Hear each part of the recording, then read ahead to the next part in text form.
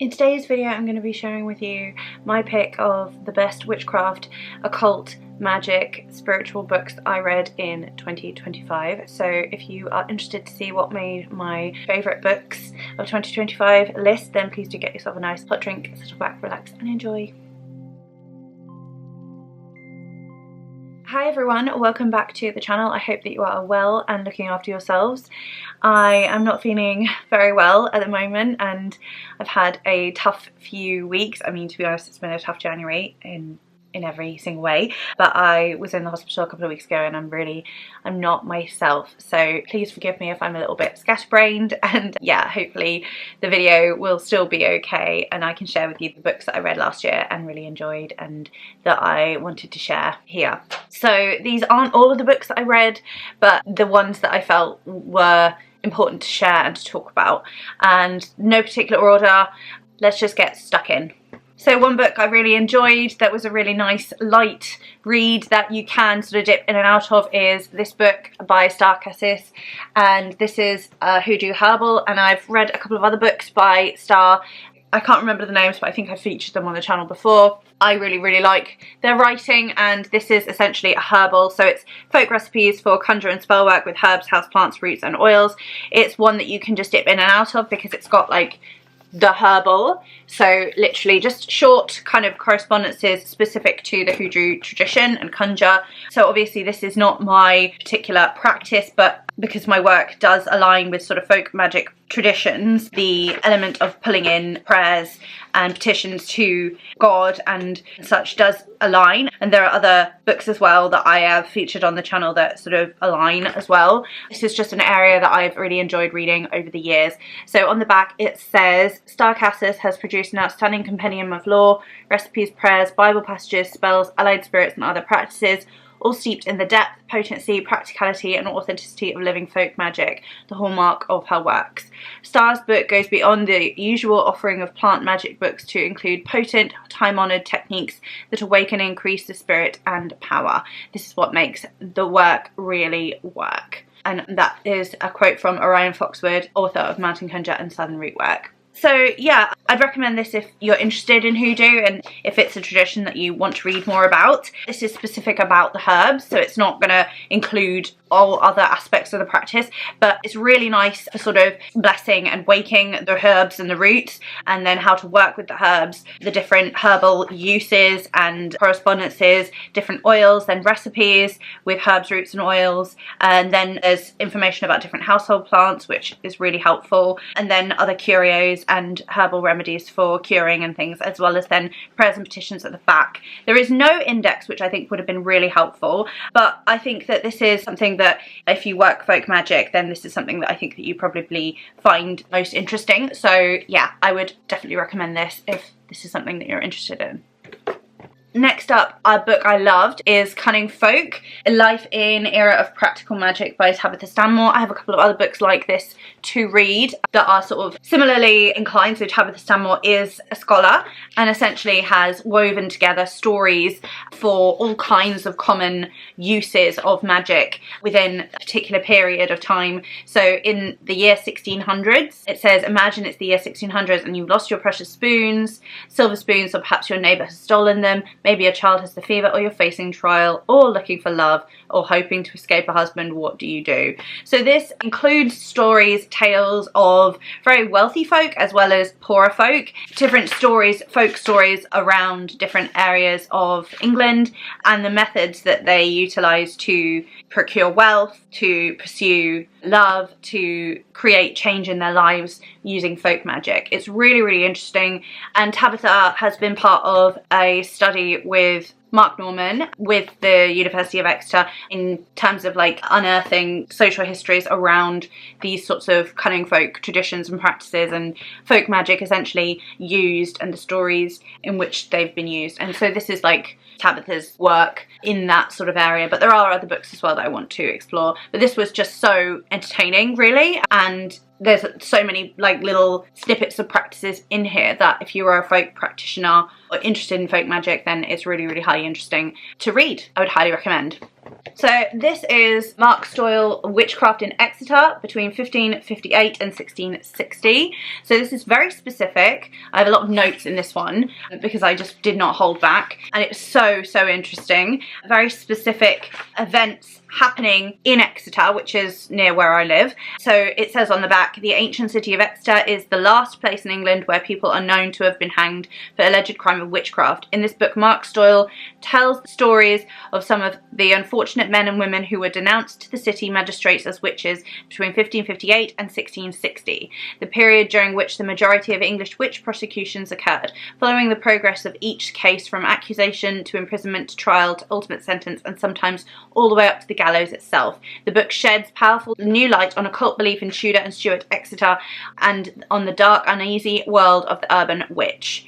Mark Stoyle is a professor of early modern history at University of Southampton. His publications include West Britain's Cornish Identities and the Early Modern British State, The Black Legend of Prince Rupert's Dog, Witchcraft Propaganda and during the English Civil War. And this is again just so interesting. So there are names that you may have heard of before. This did not go into the details of the last witches that were persecuted in England, which is something that I find hugely interesting about this area. So I live quite close to where those witches were executed. The Bideford witches is as they're known, and they were the last witches to be executed in that way in England, and so it's so interesting. This book doesn't go into that, which I was a little bit disappointed about, but it's the wrong era, it's the wrong time, so it's a little bit before that time. So yeah, this is like throughout the witch trials, like during that period. It's so interesting. It's just gold. Like, it's such a small book and there's so much in here. So if you're interested in witch trials, specific witch trials, then this is a great book. Again, I've got more to read from this kind of era. There are some books on the Bideford witches that I want to specifically get into because I literally live near where it happened and it's so interesting for me. So yeah, I love this. I would highly recommend. Chronically Magical, I've talked about this a couple of times on the channel. I absolutely devoured this. I really enjoyed it. It's very light, very easy to get into. It's very accessible in terms of the book weight, the way the book falls. The text is very readable and very clear. Everything's split into different sections, so if you wanted to read just a little bit at a time, there's plenty of exercises, lots of different ways to dip your toe into magic if you're new to witchcraft and magic. For me, this was more about healing, because this is navigating chronic illness and witchcraft, and for me, chronic illness has been something that I've sort of known about in my life and had diagnosed to me in the last 2 years, whereas witchcraft has kind of been in my life since I was like 11. So for me, that was my approach to it, and like learning more about pacing and like how I can do little things and still keep my practice up, and how I can cultivate more of a practice that's smaller, quieter, and still, you know, feel like I'm witching. So I really enjoyed this, and I would highly recommend if you are someone who also suffers with chronic illness or disabilities or mental health conditions. So I would highly recommend this. Early last year I read Immaculate Immortality, Channeled Dark Feminine Poetry by Lennon Smith, our very own Lennon Smith. This is such a beautiful book. Lennon's released a number of books in recent years, and some poetry, some prose, and just a lot of personal gnosis, and it's just really powerful. This is gorgeous because there's illustrations throughout, as well as really beautiful poetry to work with these dark, divine, feminine deities. So explore and experience the channeled epithets and poetry within, unlock the hidden potential, and delve into the channeled messages from various faces of the dark feminine, such as Nyx, Ereshkigal, Persephone, Medusa, and more. Emphasize their pivotal role in understanding divine presence, say their names. And so if I go in here, you've got Chaos, Tiamat, Nyx, Hecate, Ereshkigal, Persephone, Lilith, Keliak, Baba Yaga, Medusa, Medea, the Moirai archetypes, and different poems dedicated to the deities in question, and also some for various witch archetypes, so the Draconian Sea Witch. So I love this. I think it's one of those ones that you can use to just dip in and out of. I've like dogged so many of the pages. I absolutely love it. There's also space to like write as well, and there are a couple of other books that Lennon's brought out, as I said, and a few that I'd like to get my hands on, as well as like some decks as well. So if Lennon is new to you, I will link their channel below so you can see, and all of their beautiful offerings. But this I really enjoyed, and I'm so grateful to have found Lennon and their content, and to have found this work because it's so inspiring and love it. I love that I had this in my collection. This is an oldie but a goodie. This is the 40th anniversary edition of Creative Visualization. Use the power of your imagination to create what you want in your life by Shakti Gawain. This is such a classic, but like really, really good in terms of like new age traditions, in terms of like if you're someone who's struggling with the idea of how to visualize or aphantasia, that kind of thing, this could be a really interesting book to get into if you haven't already. It's very new thought, very much like law of attraction. So, you know, it might not be for some of you, but I think that you'll probably find there are pockets of magic within, you know, and it can be one of those ones that you take what works and leave the rest, you know. But essentially it says on the back, as introduced by Shakti Gawain to more than 7 million readers worldwide, creative visualization is the art of using mental imagery and affirmation to produce positive changes in your life. Gawain's clear writing style and vivid examples make creative visualization easy to read and apply to your personal needs and wants. This groundbreaking work has found enthusiastic followers in every country and language it's been published. Gawain's simple yet powerful techniques are now used successfully in many diverse fields, including health, education, business, sports, and the creative arts, whether you read it for general inspiration and empowerment or to achieve specific goals. It's quite basic if you have read around a lot of witchcraft and things, but it's sort of nice to go back to basics sometimes, like with the affirmations, and also to just sort of look deep at the beginnings of how some of this technology can work for you. It's like going back to basics with the Qabalah, for instance, and you can sort of see how some of those principles are flawed, especially the principle of gender, for instance, is something that I am always like arguing with. But, you know, you don't have to take everything.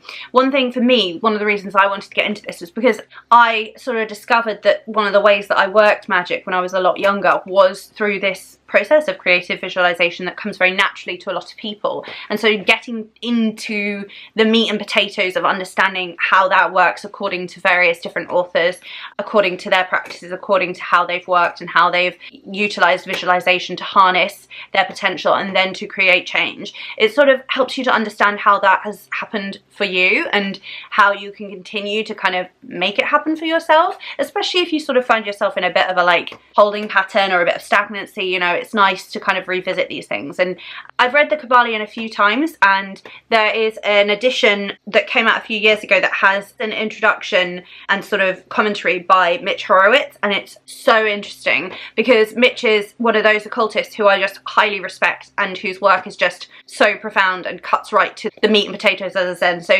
reading Mitch's explanation of some of that work, it really, really does help. So I think, you know, this might not be for everyone, but if you feel like maybe that's a challenge for you or something you'd like to understand more, this is another lens through which you can approach the idea of creative visualization, the idea of manifesting your dreams and your desires and your outcomes. You know, I think it's nice to approach these things. So if you're interested, I would recommend this.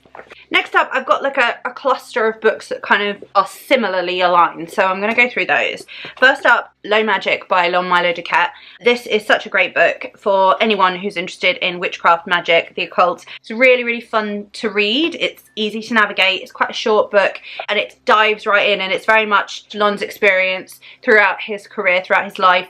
It's quite pithy, it's quite funny, entertaining, definitely very approachable, definitely, you know, takes it right back, strips it right back to the truth. There's not really any highfalutin fancy language or anything. It really is very approachable in terms of a text, and I would highly recommend this, especially if you're new to kind of occultism but you want to approach those topics, like working on the magic of Aleister Crowley, for instance, which is another book that I will go on to. This was really fun, and I read this before I read this one. This one, like, I've read some Aleister Crowley and struggle with it, Book of the Law, etc., and then I've also got the 4 books of magic. I've dipped in and out. I've read a number of his texts, but struggle with Aleister Crowley's writing, as I know a lot of people do, but I think Milo Duquette just distills things really well. I also have the Book of the Thoth as well, so that will go into the tarot more, Aleister Crowley's Thoth Tarot. So this is a handbook of the rituals of Thelema, and this was titled The Magic of Thelema, I believe, originally, but it was sort of misconstrued,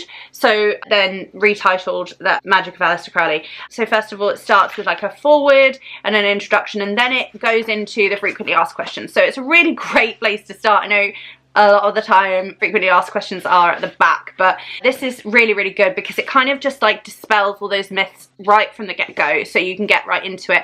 And from my experience, it got more complicated as I went through. So I started out, I was like, yeah, this is fine, I get this, I know this, I understand that, I'm already doing that, I get that. They're going through the rituals, and I got to the rites of Eleusis, and some of it is just a bit like, yeah, I'm definitely going to be rereading this because, I mean, Thelema is not my practice, it's not my path, it's not my religion, and so I know there are so many great people who do follow this path and who talk about it, and that's not my place to do so. I won't pretend to know that, but I'm so interested and I will continue to read, and this is something that I want to keep reading. In terms of like some of the rituals, like I have absolutely adopted into my practice the lesser ritual of the pentagram or the LBRP. I practice that routinely, and I've studied versions from a number of different practitioners and understand the differences between Aleister Crowley's versus then the Golden Dawn, and I've studied both. I do one that works that comes via Damien Eccles because that's again language I understand, and I really like Damien Eccles' work. I would highly recommend them as well as a source if this is an area that you're diving into and learning about as well. And the middle pillar as well, Israel Regardie has a book about the middle pillar that's good to get into, but this is something that, like, whilst the LBRP is second nature to me now 100%, there are practices that are not, and also that I'm not necessarily going to continue with, like the knowledge and conversation with the HGA. Like right now is not a time that I can be doing those experiments and can go through that whole thing, but I understand it, and then we'll move on to another book in a second. I understand the process of it, I understand how far away I am from ever being able to do anything like that right now, but I'm appreciating my learning, and I do think I'm quite, as well, since being diagnosed with chronic illnesses, I'm quite forgetful, so I'm fairly comfortable with saying that I would expect some of the knowledge to slip, even from when I've read these to where I am now. So yeah, I am no be all and end all of knowledge. I'm someone who's simply learning, especially about these things. I mean, the LBRP is the thing I'm most comfortable with out of all of this stuff, but again, things with the Golden Dawn as well, like I'm still rereading. So that's stuff that I will continue to kind of study with my scholarly hat on, but practicing the LBRP has been hugely powerful for me, and I would highly recommend that as a cleansing, protective ritual that you can do daily. The Book of the Sacred Magic of Abramelin the Mage is a book that I read last year as well, and this is all about achieving knowledge and conversation with the Holy Guardian Angel. This is just a, how can I say this politely, it's a bit of a dumpster fire, to be honest with you. I mean, it's and there are a number of contemporary occultists who will outright sort of say that this is nonsense, you don't need to go through all this, you can do it this way, you can do it that way, I've done it this way, I've done it that way. Aaron Leach, I believe, someone who I would like to read very much, but someone who has achieved knowledge and conversation with the Holy Guardian Angel. There's some really good essays in the Llewellyn book of Ceremonial Magic as well that I've read that go into detail about it as well, so because that book goes into depth about a number of different occult topics. That's a really good book as well to start with. So I've gone back to a few of those essays this year because they've been really helpful when diving into this work. There's lots of dog ears, lots of notes. Again, this is not something I'll be attempting, and it's quite sexist, it's quite just annoying in certain, but it's an old, if you don't know, this is like an old manuscript. So this was translated by S.L. MacGregor Mathers around the turn of the century when Aleister Crowley was working out his system of magic. The source that he turned to for basics was the system of Abramelin of Egypt. From Abramelin, he took his concepts of protections, purifications, of evocations, vestments, and draminia down to specific details. This system of Abramelin the Mage is known as a unique 15th century manuscript preserved in the Bibliothèque d'Arsenal in Paris. In it, Abraham of Verzing, Kabbalist and connoisseur of Magick, describes a tour that he made of the civilized world, visiting sorcerers, magicians, and Kabbalists, estimating their powers and virtues. The point of Abramelin's travels was found in a small town on the banks of the Nile, where he encountered a great magician, Abramelin, whose complete system Abraham therefore sets out in detail. This amounts to a complete course in ceremonial magic, both white and black, which the student can pursue himself. Abramelin, whose system is based mostly on Hellenistic theurgy of the Iambican sort, but with Jewish increments from the Qabalah, explains the qualifications needed to become a magician, purifications and asceticisms to be practiced month by month, studies and activities permitted during this period, selection, place and time of working magic, equipment needed, prayers and formulas, evocation of good and evil spirits, commanding spirits to do one's will, overcoming rebellious spirits and similar materials. Specific instructions are offered to develop such powers of clairvoyance, divining metals and treasures, warding off evil magic, healing illnesses, levitation, transportation, rendering oneself invisible, creating illusions of glamour, reading minds, placing compulsions, working black magic, and a host of other abilities. We do not guarantee that Abramelin's techniques work, nor that the results are desirable, but we offer this as a genuine medieval course in magic, one of the most important books in history of occultism. It is of paramount importance to both historian and practitioner. So those magics that one can do in the third book, they happen after the process of knowledge and conversation with the HGA, and then also then banishing the evil spirits that you do after that. So it's a whole rigorous thing. I've not attempted any of this, and I dare say I may never.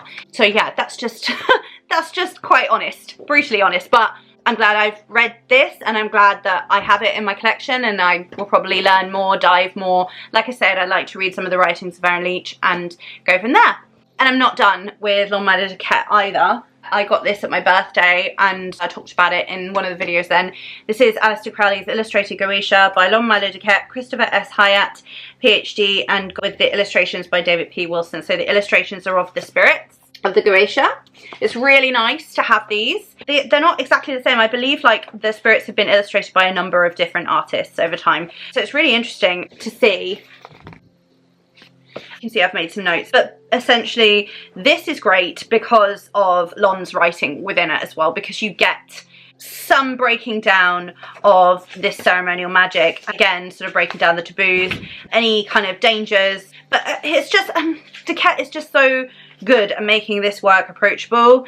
It's just so much more approachable with Milo Duquette kind of holding your hand throughout, and also breaking down the fact that this isn't necessarily like how this was approached. Aleister Crowley approached the Goetia, the Goetic spirits, as if they were psychological manifestations that you can battle with. So not necessarily that they are external spirits. Lon kind of is sort of a bit on the fence about it and kind of invites you to sort of decide for yourself, really, if I remember correctly. Anyway, let's read the back. In 1904, Aleister Crowley commissioned, edited, introduced and released an English translation of the Book of Goetia of Solomon the King, the first of 5 magical texts known as Lemegeton.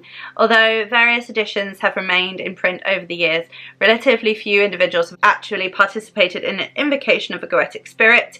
The reasons for this are many, but perhaps the single most compelling excuse is rooted in the mistaken belief that to successfully evoke a spirit, one must conform blindly to the archaic procedures and long-winded conjurations outlined in the original text. And just like that, as with the Abramelin ritual, of which there are several versions as well, there's a Den version as well that I haven't read, there are schools of thought that you can approach this in a different way, right? You don't need to go through all those lengthy kind of procedures, of which, you know, we will go into, because yeah, there's a whole lot of stuff to go into with the Goetia and then the lesser and greater key of Solomon. So because the Goetia, the Goetic spirits, they are part of the lesser key of Solomon, which is only one part of the lesser and greater, obviously. So, and the greater being planetary magic, right, with the pentacles. So let's continue. Before his death in 1947, Crowley's attitude towards the Goetia seems to have changed considerably. His masterful expansion and perfection of the preliminary invocation of the Goetia is a prime example, but perhaps the most significant evidence is that he drastically simplified the system by the innovative use of the Enochian calls of John Dee and conjurations. Now, Enochian magic, I have a couple of books on. It's something I want to dive into within the next couple of years as well, like studying, because it blows my mind. I don't get it. I don't get the mathematicalness of it and all of that. I don't get it. But yeah, like maybe it's just one step too far for me. But yes, no, now Christopher Hyatt has joined with occultist Milo Duquette, an artist, magician, David Wilson, to glean extraordinary magical and philosophical treasures from this most misunderstood text. I want to see where my notes are, because I did make some notes. Reader can invoke coincidence and argue that all of the events subsequent to my evocation were the process of happening to me anyway, and to this I will not argue, but as my left brain interprets such phenomena subjectively in terms of psychology, my right brain will always be convinced that there is an objective and independent reality to the spirits. Okay, there we go, yeah. So again, in this, Milo Duquette is explaining his own experiences working this method. The method, which is literally outlined, was in my mind the biggest battle. I've got so many lines under this section here with, clinical psychology, Goetic evocation, essentially discussing the shadow within, how it's like when you evoke a Goetic spirit, like your shadows will come through, and then it's like about the battle between you and your shadow, right? For me, where I am right now with it is, it's been a couple of months since I have obviously picked up any of these books because I finished them, moved on to other books, but it's like I have now the means for evocation of a Goetic spirit according to, you know, a slightly adjusted version of the original ritual, and I have the ritual setup that I need. I purchased a tapestry of the circle that you need to use, etc., with the triangle of art, etc. So I would be okay to do it. Moving on to the next few books that will explain this. So this is my nice copy of The Lesser Key, Joseph H. Petersen's edited version, and again their complimentary kind of commentary is supportive and helpful, but essentially this is, you don't need to spend this much to get this copy, because although it's really nice and clear, but because essentially it is here. I have a larger copy somewhere as well. I think it must be in that cabinet, and don't even get me started on the other ones. I've got the Goetia of Dr. Rudd, and then Stephen Skinner's Techniques of Goetic Magic. Those two as well are supportive in this, but I've not read the whole book, so I'm not sharing them here, but I've dived in and they support. But in addition to this then, this one is the original text in which you can dive into the grimoire with the spirits, and then at the end you've got the greater key as well, that has the planetary pentacles, which are also helpful because I have dived into a little bit of work with the greater key, magic work, that has been supportive for me. The reason I have these ones is because they're slightly different versions of introductions and things. It's nice to have. This is again Joseph H. Petersen's for the greater key. This has Joseph Petersen's commentary again and forward on the Key of Solomon, whereas in this text that's not in there. So, but essentially it's actually really handy to work your way through one and then move on to another, because otherwise it's quite confusing. Like, 'cause I sometimes forget like which snippet of what I was reading was in what. So this is where I think I'd quite like to dive into a certain thing, but then I'm not 100% sure now. It was literally at the point when I was also reading this, Thomas Carlson's Model of Magic, Qabalah, Qliphoth and Goetic Magic. It sort of pulls Goetic Magic into it, but I think that the system could exist without it. I mean, he might say no because of the work with the infernal spirits, but essentially this also includes a Lucifer invocation from the Dragon Rouge, as well as then the 72 demons of the Goetia, and it includes like basically a little key of Solomon here, like a lesser key of Solomon here, Goetia. So that's interesting, but this whole thing is a lot bigger than just the Goetia. So I didn't expect that to be in here, although it does say Goetic Magic on it, but I didn't necessarily expect that there would be all of the spirits in this one as well. But this one again, like you can see how much I've kind of, this book as well, I did tell them, I got this from Glastonbury, and I did tell them at Courtyard Books that this had like an extra printing, so these pages are like a duplicate of the pages before, so it kind of went back on itself and then back again. So it's from 96, then it goes back to 73, and then back to 96. So it's only a short section, but I sort of dog-eared it so that I wouldn't then get myself confused. This is Thomas Carlson's own Gnosis, but it's really good. It's really good. I don't think I'm going to be able to explain it all that well, so I'm going to read the back to start with, and then I'll probably be able to recall, because I read this earlier in the year. Qabalah, Qliphoth and Goetic Magic is a unique, practical introduction to magic. The main thread of the book is the exploration of the Qliphoth, and that's probably what I got the most out of. The dark mysteries, which have been so long a repressed part of Western esotericism. So if you're not familiar with the Qliphoth, it is like the dark kind of husks of the Qabalah, or of the spheres. And essentially it sort of represents like the reverse, the flip side, the shadow side, the underworld side, and the shadows of it. And yeah, it's rooted in that Kabbalistic framework, and it's so interesting. And that's where, you know, you'll find Lilith, who's essentially like reigns over it, really, but then you can path work through it, and that's really, really interesting. Thomas Carson's also an artist, so there's just beautiful reproductions of the artwork, some of the artwork in here, which is really nice for a book that's very expensive. This is the paperback version as well, and I mean, these are beautiful, beautiful books. I got so much from this. I've literally got notes everywhere. But yeah, instead of ignoring and denying the dark side of the Qliphoth, it also reveals step by step how man can get to know his shadow, and through this reach a deeper knowledge of the self. By exploring and not repressing the shadow, it can be transformed from a destructive force into a creative power. The book deals with the problem of evil, the symbolism behind the fall of Lucifer, and man's creation process according to Kabbalistic philosophy. The theories that are presented in this book are also linked to practice. Several examples of rituals, meditations, magical exercises, and occult correspondences can be found within. Qabalah, Qliphoth, and Goetic Magick contains more than 100 demonic seals and pieces of art that were created specifically for this book. A unique collection of all the sigils from the classic grimoires, the Lesser Key of Solomon, and the infamous Grimoire Verum are also included. New expanded edition of this classic book with a new preface from Michael W. Ford, who has also written about Lilith, and cover art by Danielle. Extra text, the Black Sun and the Gate of Lilith, appendix, and artwork.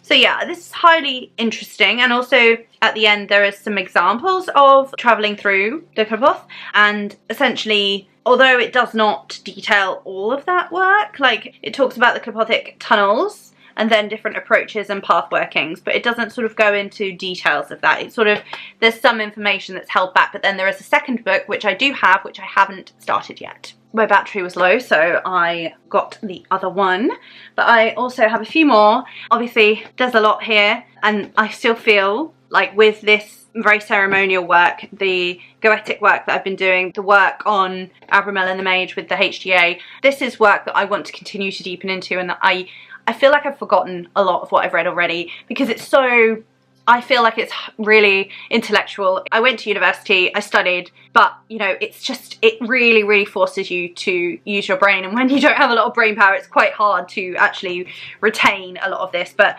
my goal though, so you know, is I would like to, I'm thinking about, I would quite like to perform a Goetic evocation, and I have a few spirits in mind, and I would be very much following Lord Milo Duquette's advice about that. I'm ready to go with it. It's just energy levels and life being the way it is, I have not started. But as and when I do, I will share my experiments and my results, etc. But just so you know that this is what a witch is studying, this is what a witch is looking into, this is what a witch is learning, and that's where I'm at with it. So moving on, Besom, Stang and Sword. This is a traditional witchcraft book that I'd never read, and I was really excited to get my hands on it. Some beautiful illustrations throughout. This is a guide to traditional witchcraft, the Sevenfold Path and the Hidden Landscape by Christopher Orapello and Tara Love Maguire.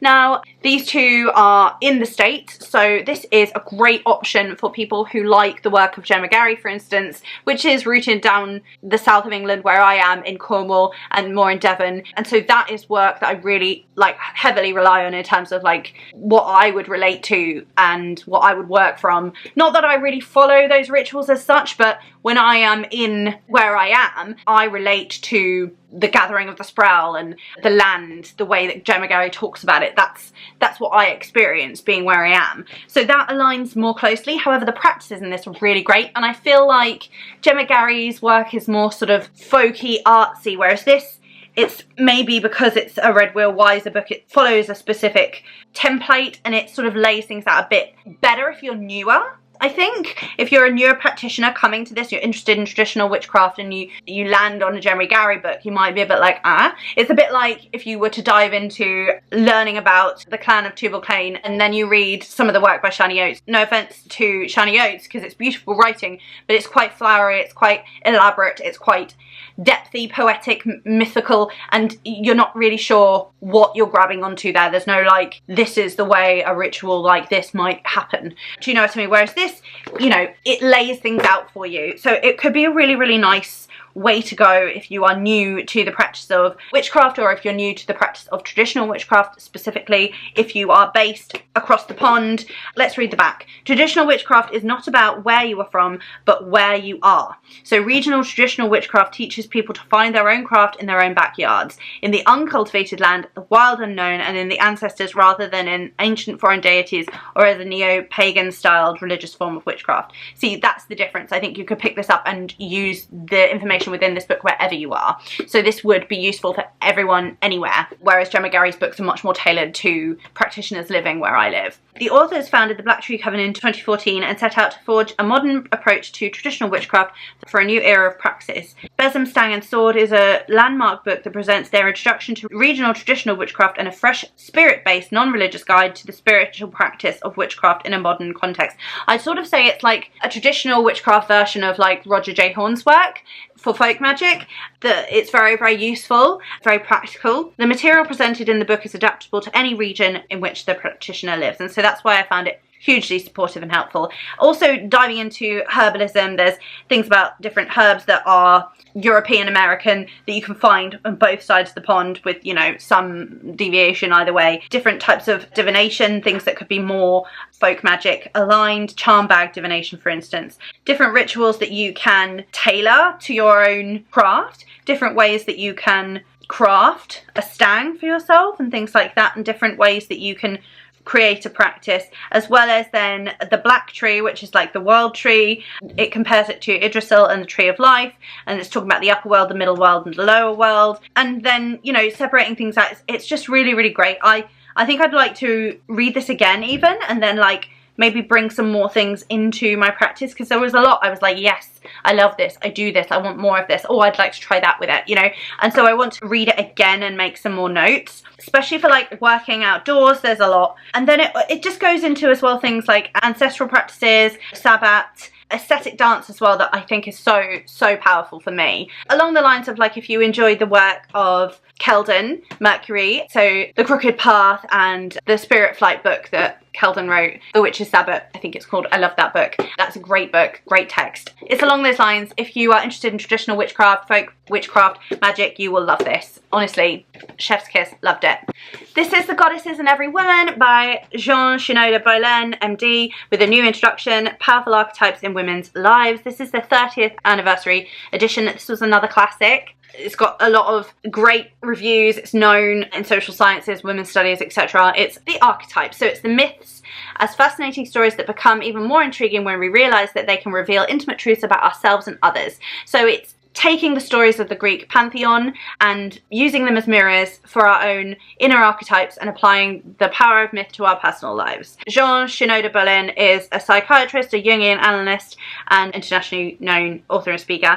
And there's another book as well for the gods, but this one is the original one. And it takes a lot of the goddesses that we know and separates them out into archetypes, and then talks about their myths and stories and how they present, how people are following their kind of trajectories, what that kind of woman is like archetypally, some of the challenges they face, some of the shadows, etc. It also talks about various rituals, rites of passage in your life, or things that can occur that can trigger or activate a goddess archetype within you. So for instance, becoming a mother, which is something that happens to a lot, that can trigger the mother archetype within you, and you have goddesses such as Demeter being triggered within you. There's virgin goddesses Artemis, Athena and Hestia, and then there's a chapter on each of those. The vulnerable goddesses Hera, Demeter and Persephone, and a chapter each on those. And you have the alchemical goddess Aphrodite, you know, so it doesn't go into all of them, but here we have Athena, Persephone, Hera, Demeter, Artemis, Aphrodite and Hestia, and it's just here. Page 33, it sort of sums them up really nicely,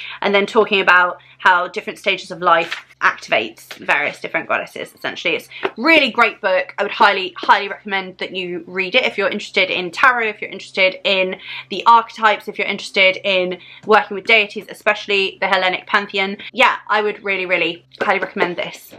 We touched upon Hera and Demeter in here, and I've been working with Hecate somewhat this year. Hecate is a deity for me who has been in my life for a long time, but comes in and out and has never really taken the spotlight, has wanted the spotlight, but there have always been deities like the Morrigan, not in the way as such, but I think, though, I would say out of all the deities I've worked with, Hecate is the one that is like the most constant and consistent. And it's like if one of them drops away, like the Morrigan is kind of known for sort of walking away and leaving you to it. And I've had sort of moments of like help, and Hecate's like, I'm here. Like, I got you. So I read this anyway. I've read a few books on Hecate in my time, but this is a book that I'd never read. This is Tara Sanchez's The Temple of Hecate, and this is exploring the goddess Hecate through ritual, meditation, and divination. Now, a lot of this is really very archaic, very sort of revivalist, or would you say revivalist or reconstructionist, essentially sort of trying to reconstruct a practice as it would be as close to what we can see could have been the ways in which people worked with and venerated Hecate. So we start with introductions, of course, then a practice, keeping a magical journal. So there are lots of elements in here that will come into all aspects of craft. Like there's a section on the elements, a section on psychic development, a section on the magic wand, a section on oracles and divination, tarot cards, divination, dice, dream incubation. And then you've got a lot of hymns, mantras, invocations, and invocations at the end. But there's a lot of really good rituals in this, a lot of really good information about crafting your own practice. And I think if you are someone who is devoted to Hecate, this could be a really, really great place to start, especially if you've kind of had enough of some of the sort of more watered down, I'd say, like ways in which people talk about deities, especially in social media, for instance. Like, I think it's really, really nice to go back to something like this because there is historical grounding within this, but not too much that it kind of takes away from what the practice is. This is practical enough that it will allow you to actually begin a practice. It's also kind of, I like the way it's laid out. It's kind of like a textbook. It's sort of, it's big, it's easy to see. You know, you've got like 7 planets and sacred vows incense, a banishing ritual, and it's very much like you could literally study this and then practice it, and you could have this nearby. And no, it's just a really, really good guide to like crafting a practice, ritual practice, a meditation practice, a divination practice with a deity, specifically Hecate, if you have not already. So I really appreciated this. This is not something that I would just like take and be like, right, I'll run with it, this is my way, because this isn't the way that I work with deity, but it's a nice example of how someone else does, and it's inspiring. And definitely it's really, really nice that there's like a glossary of terms here. So if you're ever like, oh, what does that mean? Like, or what is that epithet again? Like, you can look these things up. Elemental attributions and the sources, so Euripides, Helen, Euripides, Medea, Hesiod, Theogony, Homeric hymn to Demeter, etc. So whatever the source was. So different correspondences, and it breaks it down, and then the connection of Hecate to different deities as well, which is really nice. A deity for me that's come in and out is Dionysus, like, honestly, and I've never really, until reading this, never really thought of like the way I work with Hecate, could that be somehow, you know, part of the way that Dionysus comes forward? Is that something to take note of? So this was really, really interesting. It says, the Temple of Hecate is a vibrant and exciting collection of modern rituals and practices exploring the mysteries of the goddess Hecate. In this book, Tara Sanchez draws together her knowledge of ancient practices and literature, merging it with her personal experiences and ideas. Thoroughly modern but steeped in history, this is a book of rituals, meditations, divinations, and other techniques through which the reader is invited to explore the magic of this ancient goddess of the crossroads, sorcery, and witchcraft. The reader is introduced to essential practices such as keeping a magical journal, setting up the altar, ritual purifications. A lot of these things you'll be used to doing anyway if you're a practice witch, but again, it's nice to see it within the context of working with a deity, right? Sacred space, preparing incenses, and making a ritual robe, as well as more advanced practices such as ritual gestures, sacred vows, and dream incubation. Other techniques covered include the magical, not magic, psychic development, and the use of banishing rituals. The exercises in this book present the beginner with everything they need and the experienced practitioner with a new, fresh perspective. Divination is very popular. Then there is like a recommendation from Sarita de Este, who wrote a number of books on Hecate, and then details about the appendices, etc. So I really enjoyed this. I would definitely dip in and out of it again. I think while I've been working with Hecate, because I do have a book devoted to Hecate, I have different works, different rituals that I have dedicated to Hecate. This is a nice book to go with my studies, and if I ever feel like, you know, I'm a bit lost, I'm not really sure what that's about, what that is I'm saying, it's just another source of information, which I would recommend. If you work with Hecate and you haven't read it, I would recommend you read it. Next up is Dream Witchery. I really enjoyed this. I just think Elohim Qliphoth has an excellent, beautiful practice that is very rich and also ancestrally deep. This is folk magic recipes and spells from South America for witches and brujas. There's so much personal gnosis in here as well as ancestral practices, and I absolutely love diving into it. There's so many rituals, so many exercises, so many recipes, and there's a lot of contextual information as well specific to this tradition. So Southern American folk magic essentially, but for Dream Witchery it's really, really nice. And then also there are 15 contributors, so it's quite a big book because there are these contributors: Ariana Carrasca, who is the face behind the Oak Witch, Uncle Ben, Maria Elena, Miss Aida, J. Allen Cross, excellent writers, Laura Gonzalez, Phoenix Coffin Williams, Hector Salva, Lorraine Montagut, Jennifer Sakusa Wright, Dawn Aurora Hunt, Ali Kravitz, who was also on YouTube as well, Mira Agard, Laura Davala, Emma Catherine, Temperance Alden, Ella Harrison, and Mawaya Kai El Jamab Bomani. It's got some excellent reviews. I'll read the back. Jake Richards here has a recommendation. Jake Richards is the author of Backwoods Witchcraft, which is a really good book. Again, rooted in conjure work. Elohim gifts the reader with both historical wisdom and practical knowledge for working with one's dreams, bringing those nighttime worlds into deeper clarity. Venezuelan practitioner Elohim Qliphoth presents more than 70 spells, charms, folk remedies, and exercises to help you understand the world of dreams. With his wealth of experience, Elohim demonstrates what dream witchery is, why it's important, and how to practice it. This esoteric compendium teaches you many aspects of dream work, including how to use dream altars, journals, pillows, herbs, crystals, incense, and oils. You'll learn how to interpret dreams, practice lucid dreaming, communicate with spirit guides, and protect yourself throughout it all. Elohim shares activities and stories specifically chosen to help you develop your mediumship and clairvoyance, perform rituals, create infusions, and more. Dream witchery also includes spells from, as we've discovered. So yeah, I love this. I would read this again as well. This is one I really, really enjoyed.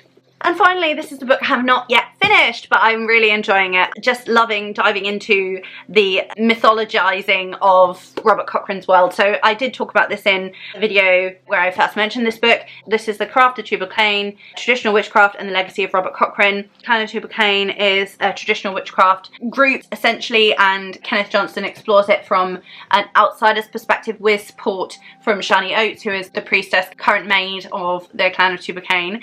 So Kenneth Johnson kind of connects all of the dots for us of the Clan of Tubal Cain as well as Robert Cochrane's experience within that. So I'll read the back. The Craft of Tubal Cain is a new groundbreaking work by researcher, scholar and magical enthusiast Kenneth Johnson. During the chaotic but colourful 1960s, witchcraft was reborn as a modern mystical practice. Many are familiar with Wicca, founded by Gerald Gardner, but a different current known now as traditional witchcraft saw the art from another angle. Its chief thinker was Robert Cochrane, who envisioned witchcraft as a Gnostic quest for ultimate knowledge and union with the divine. This volume explores his most important ideas and his re-envisioning of the ancient mythology, putting a new spin on old deities as well as folkloric figures like Robin Hood and King Arthur, naming Tubal Cain, from whom the Bible calls the first blacksmith, his avatar of knowledge, both sacred and profane. He wrote little and died young. Cochrane left enough material behind for us to reconstruct the steps he urged each aspiring witch to take on the crooked path to complete gnosis. With consultation and a foreword from the current maid of the Clan of Tubal Cain, Shani Oates, Kenneth Johnson connects these threads for the first time in the public eye. So it's really, really interesting. It really helps to paint the picture. I'm only about halfway through, so I still got a bit to go, and I'm very excited about reading the rest, but I've really thoroughly enjoyed it, and I would highly recommend it if you are interested. And that brings us to the end of the video. I feel like I've been talking for ages at you. I really hope that you've enjoyed it. Please let me know if you've got any questions below. I'd also love to hear what you're reading. Please let me know if you're going to read any of these as well, and I'd love to hear your thoughts on what I've shared. So please do give me a like, click the thumbs up button, do share with anyone else who you think would also be interested in hearing about these books, subscribe if you haven't already, and do click the hype button if you would like to support me. Or I also have Instagram below, and then there's Patreon as well, and other ways you can support me if you wish to. And thank you for being with me and for being patient with me. I'm going to go now and have a rest. I hope that you are well and continue to stay well and safe and look after yourselves in these turbulent times. I will be back again shortly, no doubt. And yeah, please do let me know, as I said, if you've got any questions. If you want to find me for a reading, you can do so below. Yeah, stay safe and look after yourselves, and I look forward to seeing you again in another video really soon. Many blessings. Bye.